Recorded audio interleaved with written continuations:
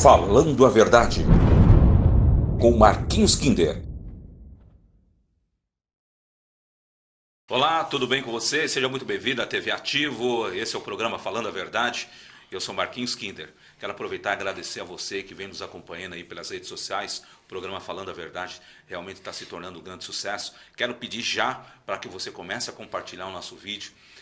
E agradeço demais a você que tem colocado as suas curtidas, tem vindo para a TV Ativo. TV Ativo que nasce com uma força espetacular. Acompanhe também durante a semana toda a nossa programação.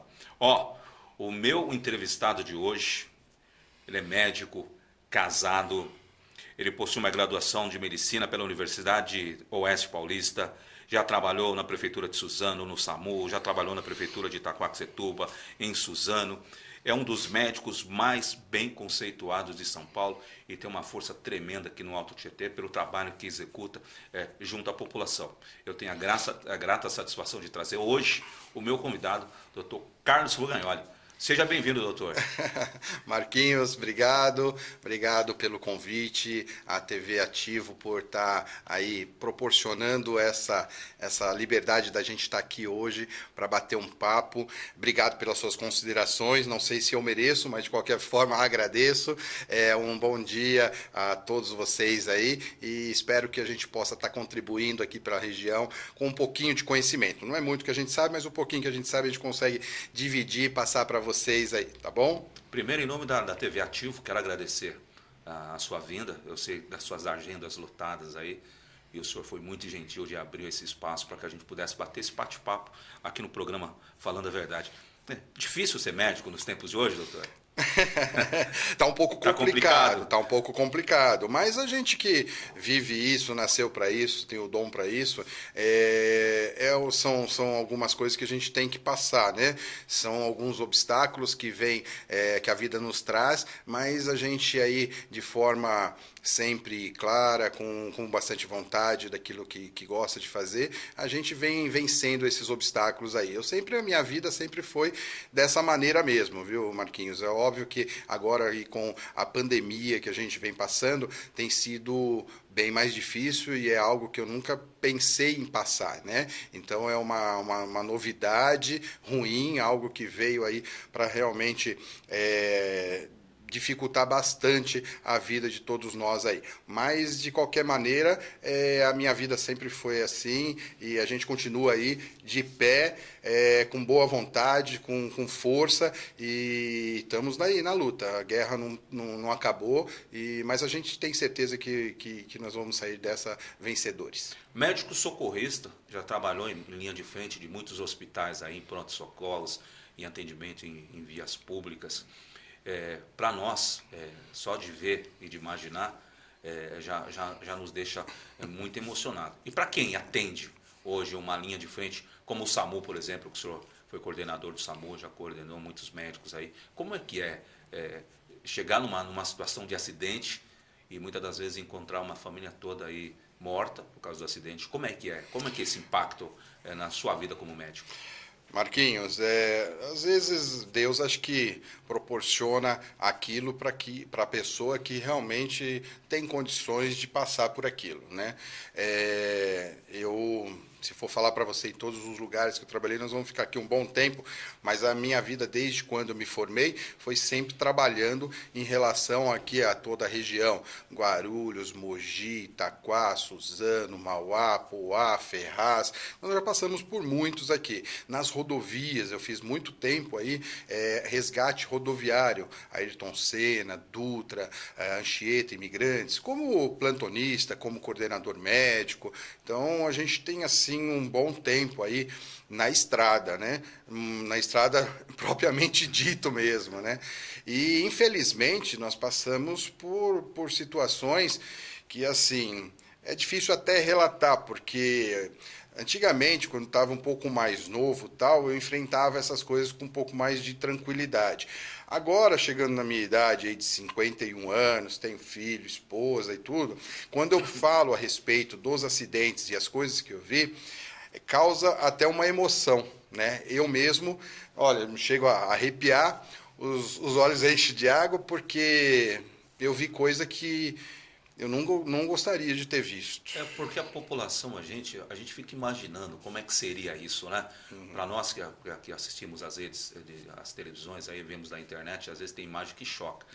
E muitas das vezes a gente fica imaginando qual seria o sentido do médico em relação a isso. Porque muita gente acha que o médico ele é feito de ferro, e não é verdade. Não, né? de maneira alguma. Ver ao vivo e saber que aquelas pessoas que se encontram naquela situação só tem você.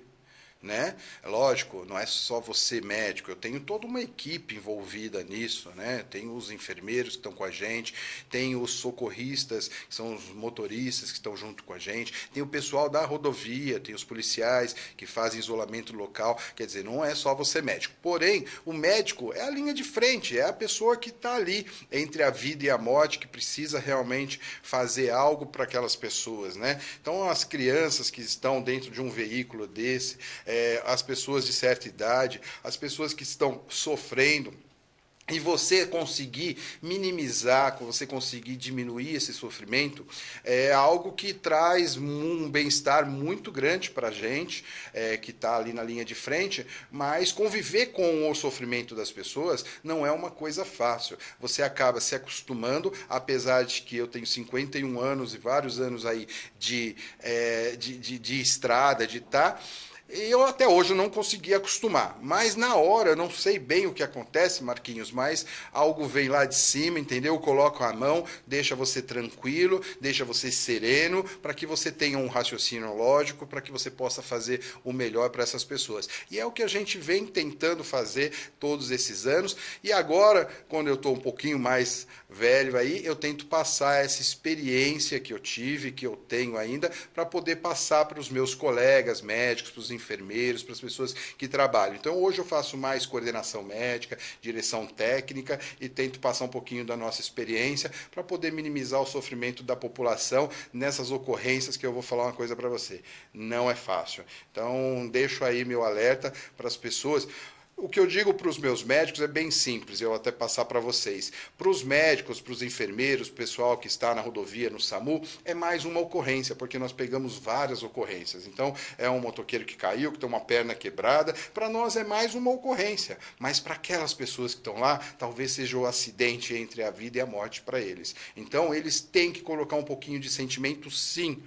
Quando diz médico, não pode ter esse sentimento, porque fica difícil dele trabalhar, mas não tem como você, médico, trabalhar sem ter um pouquinho de sentimento em relação a isso. Afinal de contas, você é filho, você é pai, você tem os seus parentes, e você não gostaria que eles estivessem passando por aquilo, e se tivessem, estariam dando o melhor atendimento, e eu sempre disse para eles, atenda o seu paciente como se fosse um ente querido, como se fosse um familiar seu. Quantos profissionais hoje o senhor tem? Você, com a sua vasta experiência, o senhor está em coordenações de alguns grupos médicos. Hoje, no total, são quantos médicos aí envolvidos diretamente com o senhor? Nós temos aí por volta aí de uns 2.000 médicos mesmo envolvidos diretamente com a gente em várias regiões de São Paulo, prestando serviço, e a gente fazendo a coordenação e a direção desses médicos. A gente fala isso na questão de médico, mas vamos voltar um pouco mais para o município. O senhor está ali na região de Suzano, né? O senhor trabalhou em alguns municípios. O senhor acredita que hoje, a maioria das prefeituras, elas investem muito pouco em saúde na região? Ou o senhor acha que não? Olha, Marquinhos, eu não vou dizer para você que investe pouco. Na minha opinião, eles investem mal. Não é pouco, é mal investido. As prioridades deles não seriam as minhas. As minhas prioridades são outras. O problema é que quem tem o poder da caneta na mão não é a linha de frente que sabe aonde é a melhor para investir. O que o senhor acha que seria a prioridade hoje? Vamos falar do município, não citar o município. Tirando o Covid? Tirando o Covid, que daqui a pouco a gente vai falar sobre ele. No município, eu acho que qual seria para o senhor hoje? Secretário de Saúde, a minha linha de frente, prefeito municipal, minha linha de frente para a saúde seria essa. Rede básica. Rede básica, prevenção. Não se trabalha em saúde sem prevenção. Eu não posso tratar você da sua doença. Eu tenho que tratar você para você não ficar doente. Porque você, Marquinhos, doente, me custa o dobro, o triplo, me custa 10 vezes mais. Então, se eu investir na sua saúde, eu não posso investir na sua doença. O pessoal investe errado. Ele investe no paciente quando o paciente está mal, quando o paciente infartou. E o paciente infartado, o paciente vai para uma UTI. Quanto que é uma diária na UTI? Quanto que esse paciente vai sofrer? Eu não posso pensar também no paciente só em relação à parte financeira. Outro dia estavam me falando assim, doutor, quanto que custa uma vida? Então, a vida não tem preço, mas ela tem custo. Ela não tem preço, mas ela tem custo. E eu tenho que diminuir esse custo. Então, se eu investir em você, um senhor de 60, 70 anos, hipertenso, diabético, obeso, com todos os fatores de risco para o senhor infartar, e eu conseguir fazer um trabalho, que o senhor tome as medicações na hora certa, no dia certo, que tenha as medicações para o senhor tenha uma melhor qualidade de vida, aí envolve educação, envolve outros projetos, não só a parte da saúde, mas eu tenho que dar condições para que você faça uma atividade física. Você vai fazer uma atividade física como? Se você sai na rua, você é assaltado, levam o seu celular, você tem o risco de vida. Então, a saúde da pessoa envolve segurança, educação, alguns outros projetos dentro do seu bairro para que você tenha uma qualidade de vida, para que o senhor tenha as medicações certas, para que o senhor diminua o seu peso, que o senhor tenha uma alimentação adequada, para que o senhor faça uma atividade física, para você não infartar, para você não ir para uma UTI, para que você não custe mais caro para o poder público, que eu possa investir esse dinheiro na sua saúde e não na sua doença. Essa é a minha proposta. Traduzindo, os postos de saúde têm que funcionar. Muito bem, entendeu? De ponta, padrão, dentro mesmo da qualidade de levar para a população o mínimo que ela merece, que é respeito, dignidade e que eles possam fazer um bom trabalho, que possam ajudar as pessoas, que esse é o propósito. Nós somos servidores públicos, nós temos que servir a população. E hoje o que a gente vê é um desserviço em relação à população. Você não consegue marcar médico, quando você marca o médico, você não consegue fazer o exame. O médico são meus colegas, tem muita gente boa que não é reconhecido. E isso também é algo que a gente precisa mudar isso. Essa mentalidade é horrível. Então temos que valorizar os bons profissionais, entendeu? Os maus profissionais têm que realmente tirar de cena, colocar as pessoas que querem trabalhar, que sejam bem remuneradas, que sejam pessoas que a gente possa contar com elas, e a população precisa disso. É parceria, é jogo limpo, é olho no olho. Você é meu paciente, eu sou o seu médico, eu te ajudo, você faz as coisas certas e a gente vai se dar bem. Agora, você chega lá, você é mal atendido, você não tem recurso nenhum, eu peço um exame, você não consegue fazer, eu peço tal, você também não faz. Eu preciso da colaboração do poder público, dos médicos e dos pacientes. Cada um tem que fazer a sua parte. Se o poder público fizer a dele e o resto não fizer, não funciona. Se eu, como médico, não fizer a minha, também não funciona. O senhor acha que o poder público, quando ele não investe na saúde, ele passa a responsabilidade para quem está na ponta? Para o médico, para o enfermeiro, para quem... Porque são as linhas de frente ali no posto de saúde. Quando o senhor vai atender um paciente e o senhor não consegue receitar remédio, porque o remédio não tem no posto. O senhor não consegue dar o mínimo de condição no posto, no que o senhor atende. Quando a pessoa sai de lá, ela sai responsabilizando o médico, ela não sai responsabilizando o governo. Então, o que eu percebo? Eu acho que tem muito governo omisso que passa a responsabilidade para quem está na ponta, para o médico, para quem atende, para quem serve. Para quem atende, para quem serve e não tem toda a condição básica de atender você com coerência, acaba gerando o quê? Acaba gerando um mau atendimento na visão de quem recebe. O que é importante você saber, gestor público, e a gente gosta muito de falar, e a gente está trazendo profissionais, é que vocês aprendam a investir em saúde.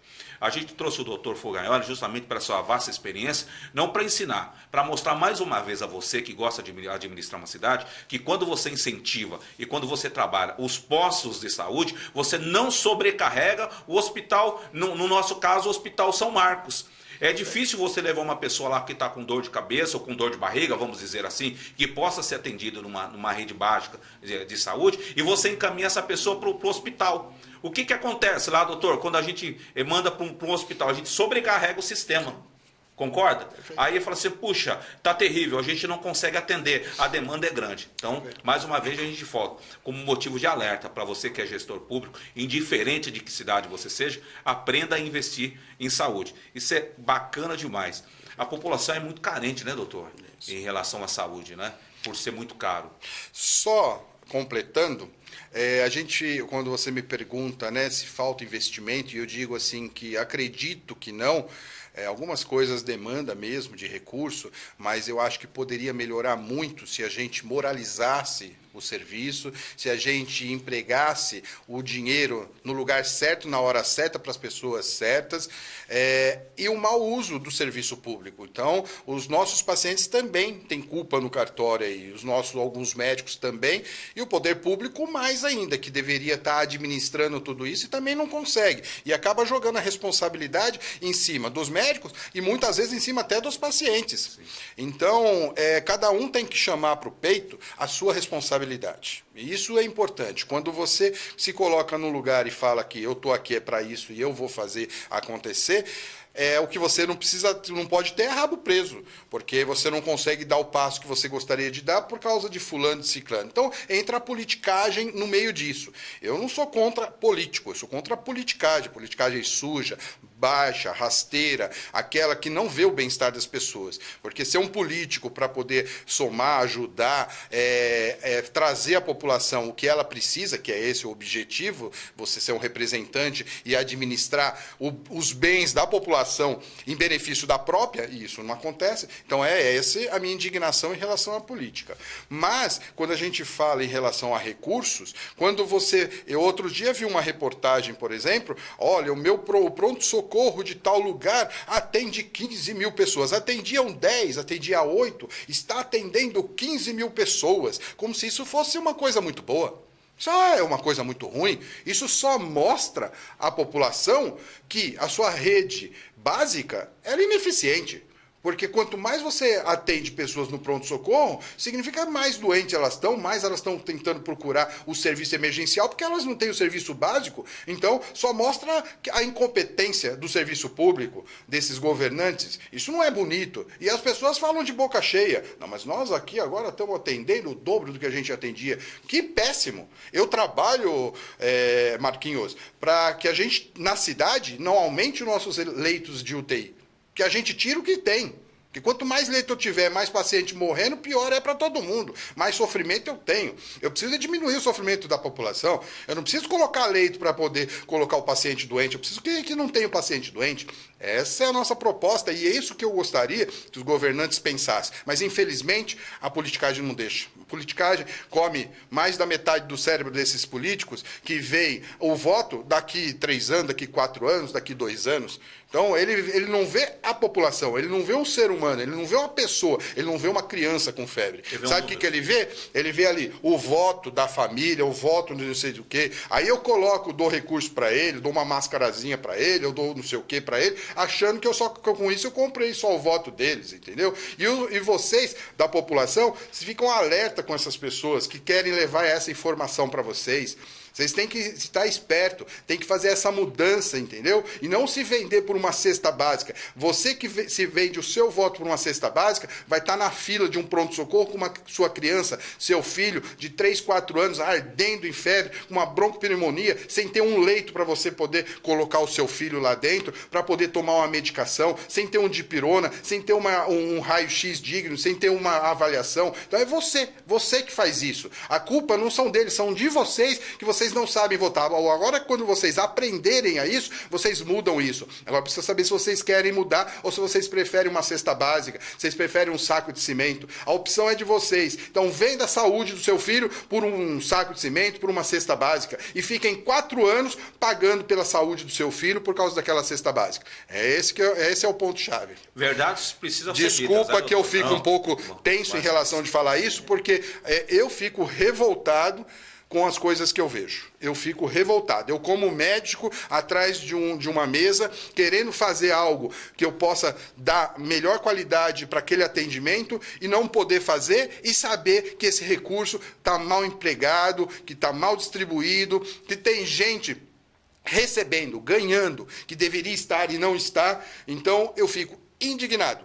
É essa a minha luta, é essa a minha bandeira que eu levanto, e não estou falando de política, eu estou falando de gente, eu estou falando de saúde, eu estou falando de bem-estar, beleza? Desculpa, gente, às vezes eu fico um pouco... Na verdade, uma pergunta puxou a outra, na verdade, né? A gente vai falar um pouco do sistema do SAMU, mas daqui a pouquinho, depois dos nossos comerciais, a gente volta já já. Toda alimentação feita com carinho alimenta melhor. O Marmitex da Cozinha Grill é preparado com tempero especial e tem a qualidade que você merece. Ligue e peça a sua. A gente entrega. Cozinha Grill. Esse sabor vai surpreender você. O Podemos e a TV Ativo de Ferraz de Vasconcelos estão colaborando com o combate ao coronavírus e também no que diz respeito a fake news. Analise bem as informações que chegam em suas redes sociais, caso queira reproduzi-las. A informação incorreta pode levar a pânico a vida das pessoas e causar mortes. Fique atento! A base do combate ao coronavírus é lavar frequentemente as mãos com álcool em gel ou sabão, usar lenço descartável para higiene nasal, cobrir nariz e boca ao espirrar ou tossir, evitar tocar na mucosa dos olhos, não compartilhar objetos de uso pessoal, manter os ambientes limpos e bem ventilados e evitar contato com pessoas contaminadas. Se você sentir esses sintomas, febre, tosse, falta de ar, problemas gástricos e diarreia, procure imediatamente ajuda médica e siga a risco as orientações. O momento é literalmente um por todos e todos por um. Se possível, não saia de casa. Desta forma, você estará cuidando de você e de toda a Ferraz que amamos. Coronavírus, você pode combater.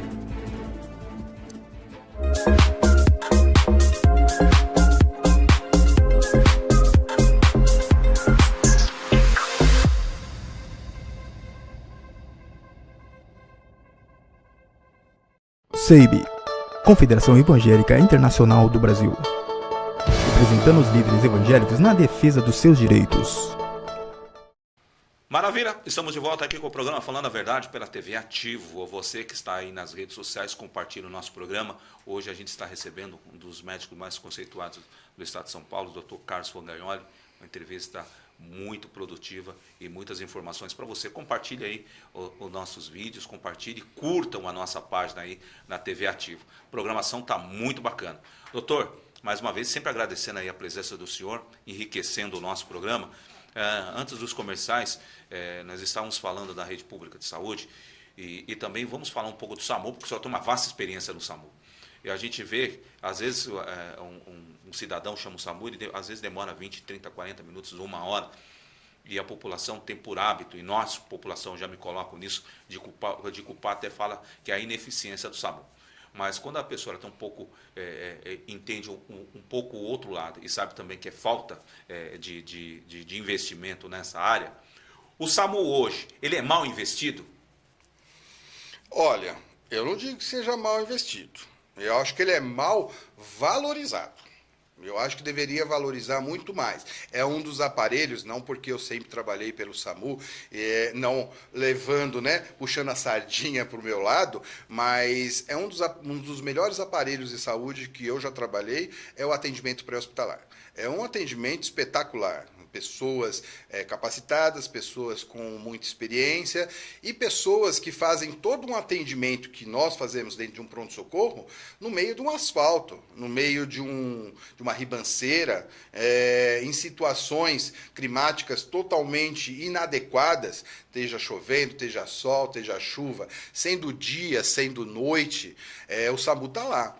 Então, eu acho que ele é mal valorizado. Eu acho que precisaria de incentivos, dar melhor condições. Eu tenho lugares, conheço SAMUs que tem o seu IPI, tem os seus macacões, suas botas há muito tempo, tem que ser trocadas, tem que dar um material de boa qualidade, dar condições. Eles salvam vidas. Eu mesmo, quanto tempo trabalhei, quantas vidas já salvei, quantos lugares eu já tive e precisei de muito, alguns aparelhos, alguns instrumentos, algo que eu precisava, eu acabei comprando do meu bolso para ter um conforto, uma proteção melhor, para que eu tivesse essa proteção, para poder dar assistência com melhor qualidade. SAMU trabalha de joelho no chão.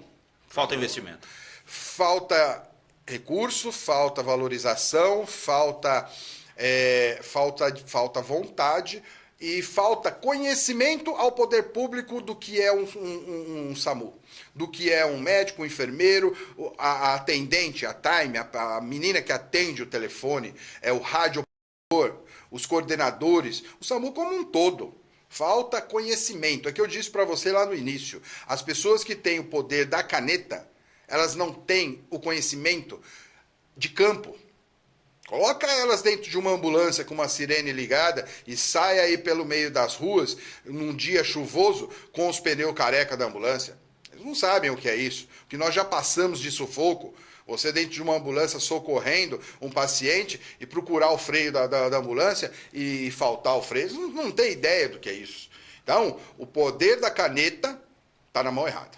O poder da caneta tem que estar na mão de quem é linha de frente, quem sabe de tudo isso, para poder investir mais em quem precisa mais, em dar condições para esses colegas samuzeiros, para esses colegas linha de frente, para eles terem condições de dar uma assistência melhor. Você não valoriza. Por quê? Porque você tem um convênio médico. E eu vou mandar só um recadinho para você. Você que tem um convênio médico, que mora num prédio chique, na cobertura, a hora que você for andar no banheiro, escorregar, cair, quebrar a perna, bater a cabeça, não é o seu convênio que vem te socorrer, meu irmão. Quem vem te socorrer é o SAMU. É o SAMU que está lá, você tendo convênio, você não tendo, você sendo pobre, você sendo rico, você sendo negro, você sendo branco. O SAMU vai socorrer a todos e vocês não valorizam. Quando eu digo vocês, são vocês, poder público, governantes. Vocês têm que tomar vergonha na cara e saber que o cara que está lá na linha de frente merece consideração, merece respeito, que isso vocês não têm nem respeito para esse pessoal. E a população precisa ser bem informada, utilizar o serviço de maneira correta, não utilizar. Às vezes liga para o SAMU, não tem ambulância. Por quê? E os trotes? Qual é o número de trotes que você recebe no SAMU? É um absurdo fazer uma coisa dessa. Um serviço, um aparelho tão importante, e você passar um trote em relação a uma ambulância de socorrer um acidente que não existe o acidente. Então, a população tem que fazer a parte dela e volto na mesma tecla. SAMU faz a parte dele, poder público faz a parte dele, população faz a parte dele. Cada um fazendo a sua parte, nós vamos ter uma condição melhor para todos nós. Agora, quando começa a ter problema em um e outro, aí o negócio não funciona. Isso, na verdade, é um elo, é uma rede. Isso tem que estar engrenado. Tá? Então isso tem que estar certinho. Quem é que faz essa rede funcionar e isso está ajustado? É o poder público. Agora, Sim, se ele se torna incompetente, nada O funciona. senhor teve uma passagem em 2007 aqui por Ferraz, foi 2007, pelo SAMU de Ferraz, início do SAMU na nossa cidade aqui também. Foi né? bem no comecinho.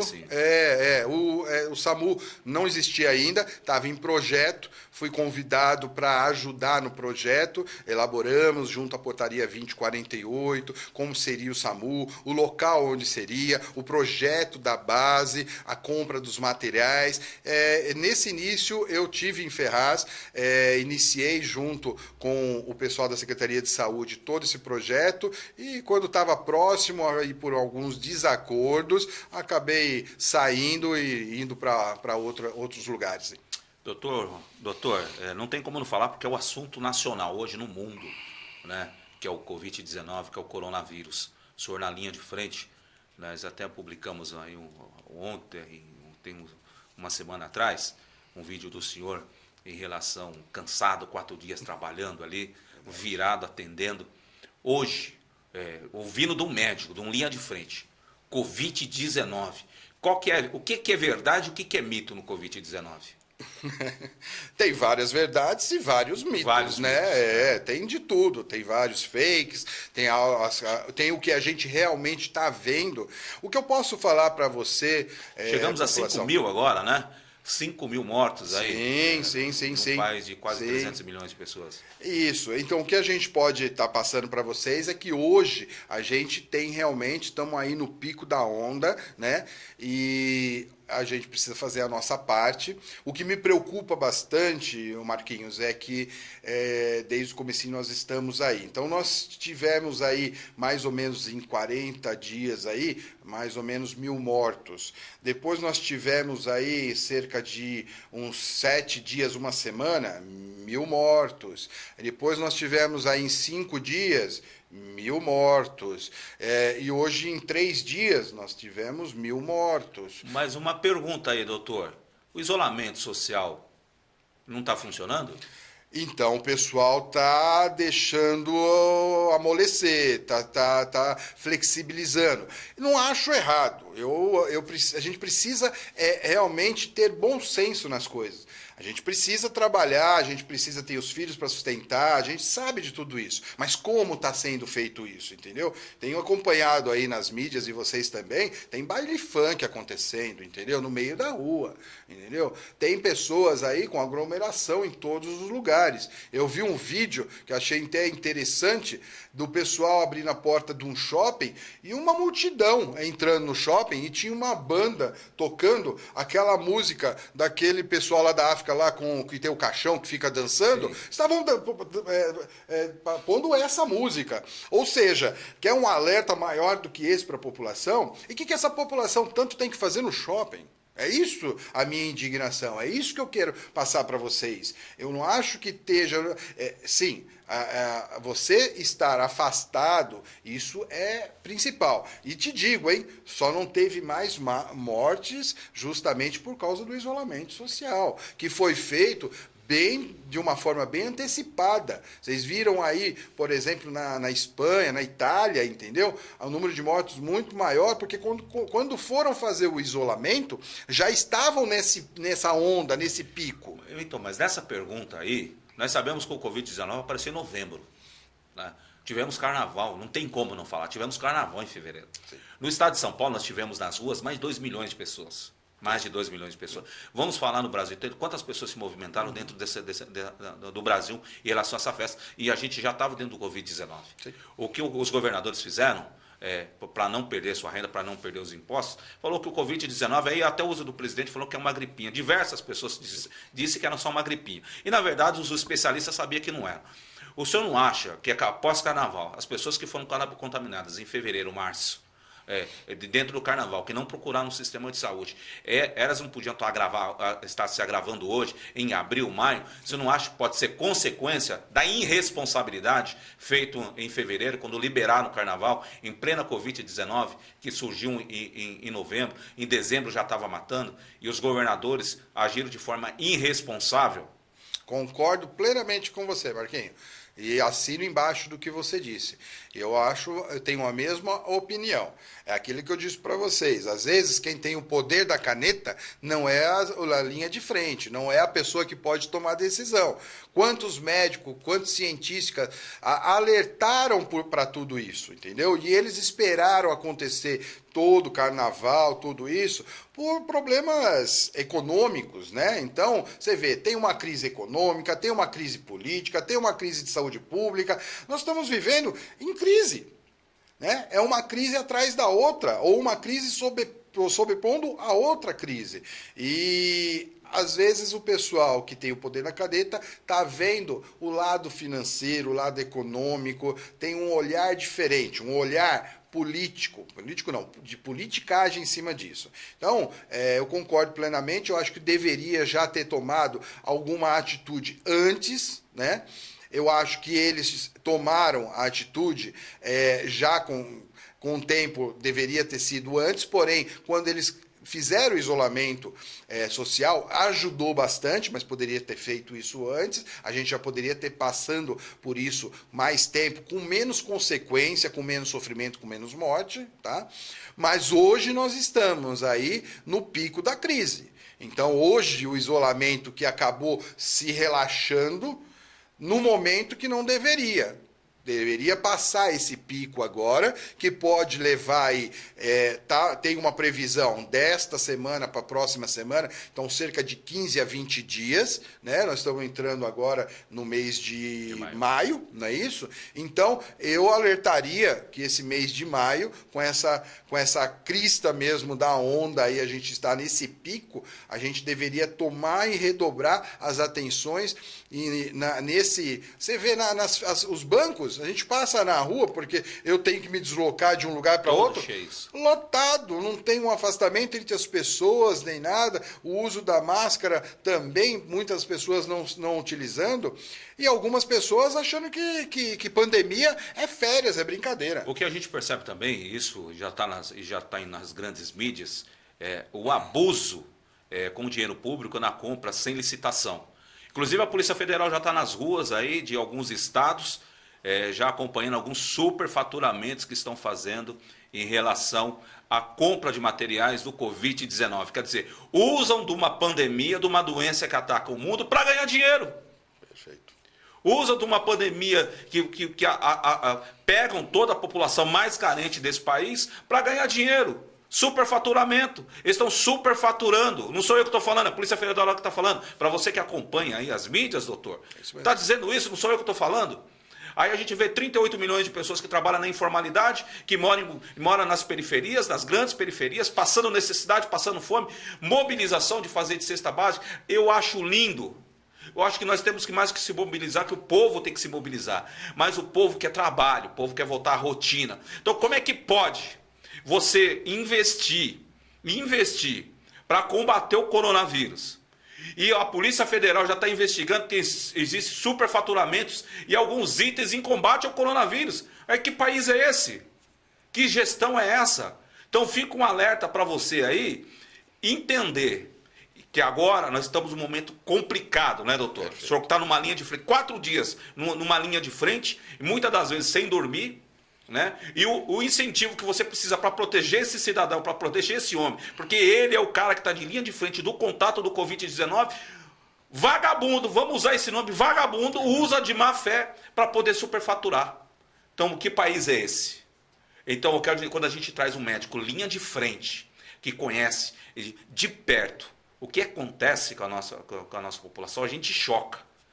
E eu acho que com especialistas, da forma que o doutor nós precisávamos de pessoas como o senhor, hoje no meio político, com essa visão.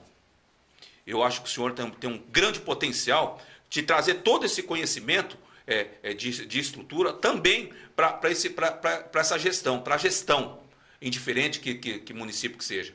E eu também vi que o senhor também, eu acho que entrou nessa mesma visão, que o senhor veio na última eleição, o senhor também se candidatou a deputado federal aí, né? Eu acho que se cansou, né, de uma rede que não funciona, falou, por que eu não posso levar o meu conceito e a minha ideia? Foi mais ou menos isso, doutor? Eu não tinha em quem votar. Aí se eu me candidato, eu posso votar em mim. Pelo menos eu joguei meu voto fora. É verdade. Se eu tenho um voto só e votei em mim, pelo menos eu estou satisfeito. Porque o voto é o que vai mudar tudo isso. É importantíssimo o voto. Então, como a gente não tem quem votar, eu me candidato, voto em mim, eu fiz a minha obrigação. E sei que eu votei numa pessoa honesta, digna, que quer realmente ajudar a população. Quase 10 mil votos lá, As minhas votações, a minha entrada para a política é pura indignação. Me perguntaram assim, doutor, por que o senhor está se candidatando? Eu falei, vai lá na fila do pronto-socorro, que a resposta está lá, né? Por indignação, por tentar fazer mais para mais pessoas e não ter condições. Por quê? Porque existe esse pessoal mais para cima que não sabem o que faz e eles, quando você levanta a bandeira e diz, olha, gente, vocês não podem fazer isso com a população. O que eles fazem? Te mandam embora. E várias vezes já aconteceu isso comigo, Marquinhos. Infelizmente, as pessoas... Eu não sou uma pessoa polêmica, entendeu? Eu sou uma pessoa justa, uma pessoa honesta. E eu digo para as pessoas o que realmente elas têm que escutar e que outras pessoas não falam. Por quê? Porque elas têm o rabo preso, porque elas devem alguma coisa, entendeu? Eu não sou contra, por exemplo, a comissionados, muito pelo contrário. Mas comissionado não tem que ser o vizinho, o amigo que trouxe voto, tem que ser o cara capacitado, o cara que tecnicamente vai trazer benefício para a população. Eu posso colocar colocar você para trabalhar comigo? Desde que você tenha capacidade para aquilo, Marquinhos. Lógico. Você trabalha aqui, você é jornalista. Como é que eu coloco você como meu secretário de saúde? Eu não posso. Tem lógica. Tem que ter uma pessoa que é capacitada para isso. E aí entra a parte partidária. Então você é do partido A, eu sou do partido B, mas você tem capacidade. Só que você não é do meu partido, então eu mando você embora. Então, eu não sei fazer política. Eu não sei fazer isso, entendeu? Então eu não tenho olhar político do negócio. Porque o político, porque essas pessoas, elas estão vendo em primeiro lugar o voto, a reeleição. Eu não, eu estou vendo o bem-estar da população. Eu vou fazer o que tem que fazer para poder melhorar. Se vai ser reeleito ou não vai ser reeleito, quero que se lasque. Eu estou um pouco me lixando para isso, entendeu? Eu tenho o meu trabalho, o meu serviço, não dependo de político. A minha carteira de trabalho você abre, está lá como médico, não está lá como político. Tem pessoas aí que vivem a vida toda. Adota a profissão política. Não é isso, cara. Você acha que abre a carteira está escrito político. Eu acho que ele não tem outra profissão. Não. E se ele não é reeleito, amigo, o que ele vai fazer da vida os próximos 4 anos, entendeu? Eu não tenho isso. E quem quiser me colocar lá, a população que quiser, eu estou à disposição. Se não quiser também, não precisa não, irmão. Eu faço o meu trabalho, eu ganho meu dinheiro, eu gosto do que eu faço, eu estou muito bem. Eu coloco o meu nome à disposição para fazer algo, não digo nem diferente, algo que tem que ser feito, algo justo, honesto, entendeu? E se depender de conchavos políticos, um monte de gente, rabo preso, essas coisas, esquece, irmão, nem me procura. Porque andaram me procurando com umas propostas tão indecentes, irmão, que eu falei para eles, eu não sei como vocês têm coragem de me fazer essas propostas. Eu não teria coragem de fazer a proposta. Então, já vai um recado para vocês aí da região. Tanto em questão a partido, em questão alguns, nem me procurem. Se for para propostas indecorosas do jeito que vocês fazem, nem precisam vir, porque perde o meu tempo, perde o seu tempo, e nós não estamos aqui para perder tempo, não. Agora, se tiver uma proposta decente, honesta, com condições de realmente levar à população aquilo que elas merecem, que elas precisam, para diminuir o sofrimento, estou eu aqui, sem problema nenhum. Eu não sou de partido assim de esquerda, não é alguma coisa que me brilhe os olhos, entendeu? Não tem nada contra, tenho vários amigos que são de esquerda, são gente boa, mas por uma questão de perfil, não é esse. Mas eu converso entre todo mundo. Falo, você senta para tomar um café com fulano? Falo, gente, eu adoro um café. Posso sentar, não tem problema nenhum, não. Entendeu? Mas sem propostas indecorosas, sem essas politicagens, eu tô fora. Eu só gostaria de fazer um pouquinho a diferença na vida das pessoas. E faço. Mas ainda, como médico, é muito restrito. Sim. Se eu atendo 5 pacientes, 10 pacientes aí por hora, que em 10 horas eu atenda, sei lá, 100 pessoas, eu só consigo trazer benefício para 100 pessoas. Aí eu peço um exame, não tem um exame. Eu peço um raio-x, não tem como fazer. Eu passo uma medicação, não tem. Então, quer dizer, ainda fica deficitário. Eu posso levar a informação, posso tratar com carinho, posso fazer alguma coisa por essa pessoa, mas não posso terminar o tratamento, não posso concluir o diagnóstico. Então fica difícil. É isso que eu quero. E talvez aí, com a política tal, eu consiga levar o meu ponto de vista, minha característica, o meu jeito de ser, o meu modo de pensar para outros colegas médicos e para outros agentes de saúde, fazer algo diferente que possa ajudar a população. Eu não posso, por exemplo, pensar que a gente tenha um ultrassom e que funcione o ultrassom uma vez por semana. Não tem como. A demanda é muito grande. Entendeu? Agora, se pede ultrassom, o paciente chega no meu consultório e fala assim, doutor, eu vim aqui porque eu tenho uma dor na barriga, ultrassom. Então, eu não sou médico de levantar da cadeira e ir lá examinar a sua barriga, entendeu? Fazer um raio-x primeiro.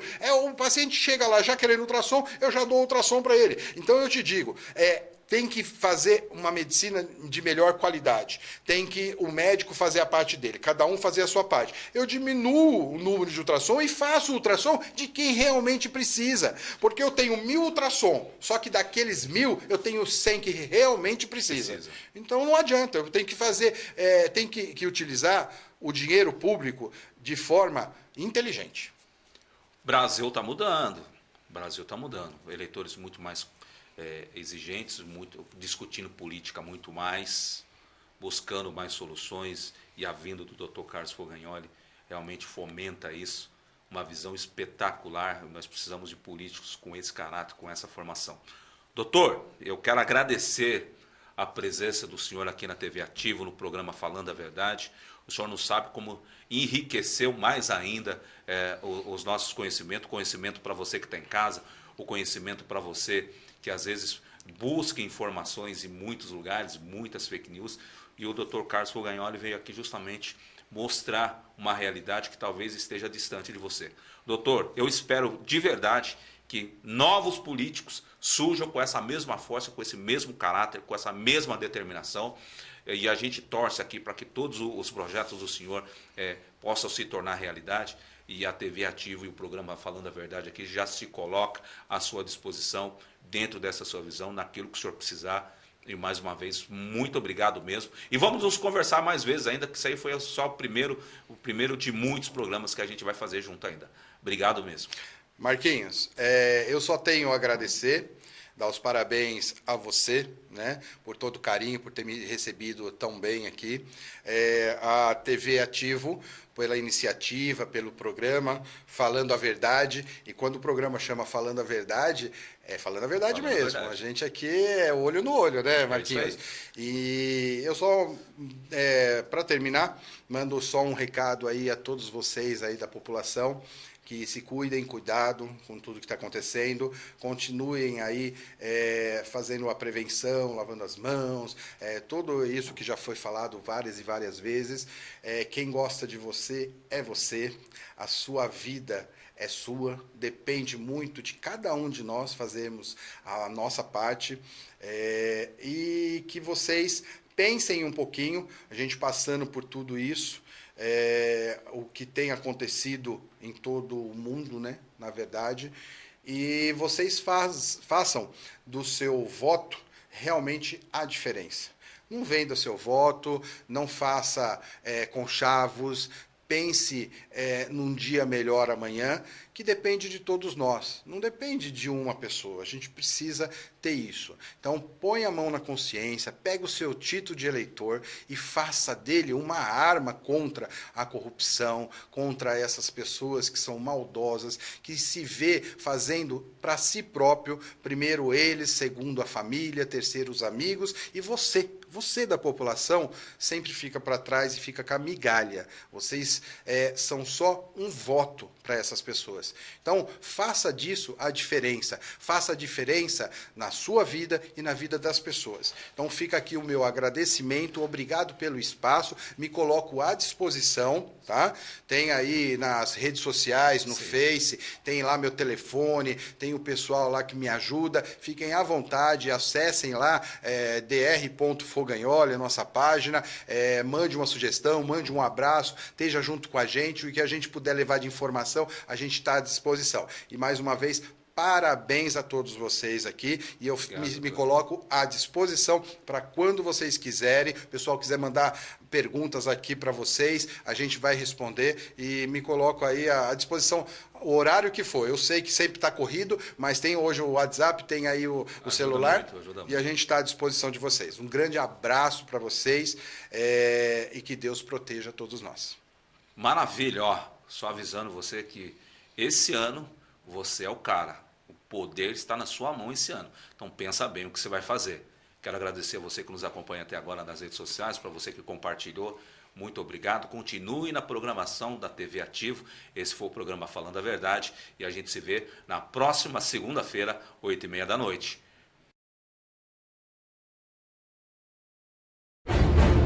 Falando a Verdade, com Marquinhos Kinder.